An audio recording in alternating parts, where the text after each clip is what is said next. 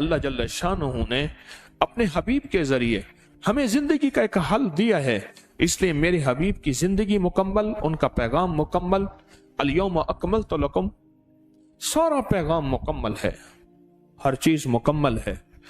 قیامت تک جو بھی وار ہوتے رہیں گے، جو نظام چلتا رہے گا، وہ سب کا سب مکمل ہے۔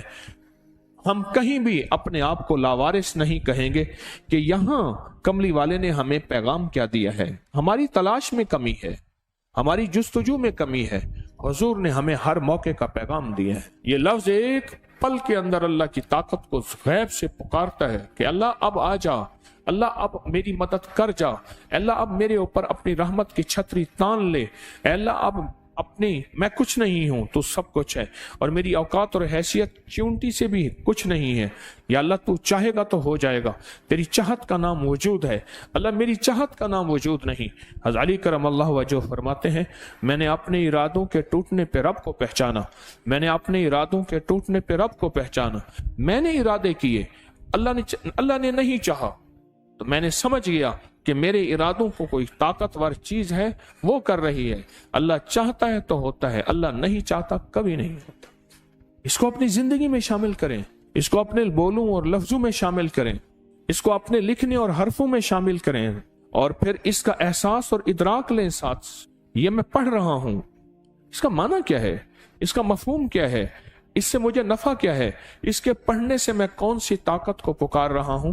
ساری زندگی پڑھتا رہا، آج تک پتہ ہی نہیں چلا کہ میں پڑھ کیوں رہا ہوں۔ یہ وار ہوں گے، اس کا توڑ تمہارے پاس موجود ہے، تمہیں بندے بٹھانے کی ضرورت نہیں ہے، سائنسدان بٹھانے کی ضرورت نہیں ہے، کروڑوں اربوں ڈالر خرچ کیا، بندے بٹھائے کہ اس کا توڑ کرو، انہوں نے توڑ کیا، کوئی ضرورت نہیں ہے۔ بس تم صرف اللہ کو پکارو، اور پکارو ان لفظوں کے ساتھ جو لفظ مجھے کملی والے نے دیے ہیں، ان لفظوں کے ساتھ پکارو۔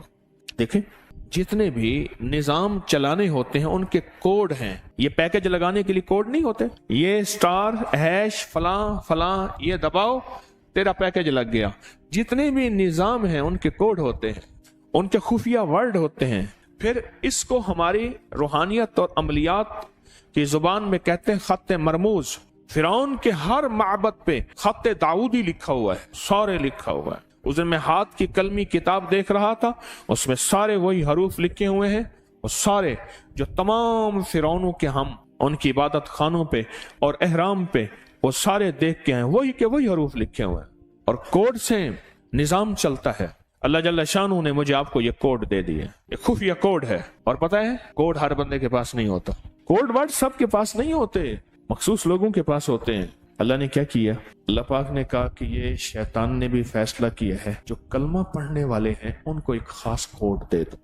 اللہ نے اربوں میں سے کروڑوں کو یہ کوڈ دیا ہے، اربوں میں سے کروڑوں کو یہ کوڈ دیا ہے، سب کو نہیں دیا، سب کو نہیں دیا۔ جو اپنے آپ کو اللہ کی حفاظت میں دینا چاہتا ہے، اللہ کی طاقت میں، قدرت میں، قوت میں، عزت میں، عظمت میں، وقار میں، شان و شوکت میں دینا چاہتا ہے، انگلی رکھ کے اپنی ناف کے اوپر، اپنے لباس سے اوپر ہی، ضروری نہیں لباس اٹھانا ضروری نہیں، انگلی رکھ کے صرف 66 بار پڑھ لے اعوذ باللہ من الشیطان الرجیم۔ صبح شام پڑھ لے، ہر نماز کے بعد پڑھ لے 66 بار۔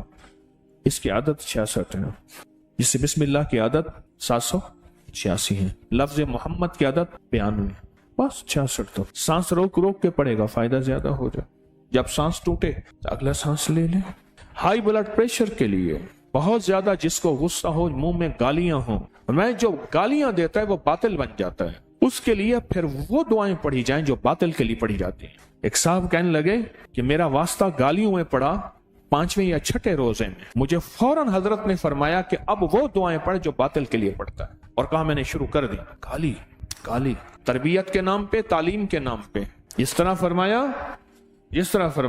کہ جو بے پردہ خواتین ہیں وہ مرد کے حکم میں آتی ہیں، جو گالیاں دینے والا ہے وہ باطل کے حکم میں آ جاتا ہے، پھر اس کے لیے وہ دعائیں پڑھی جائیں جو باطل کے لیے پڑھی جاتی ہیں۔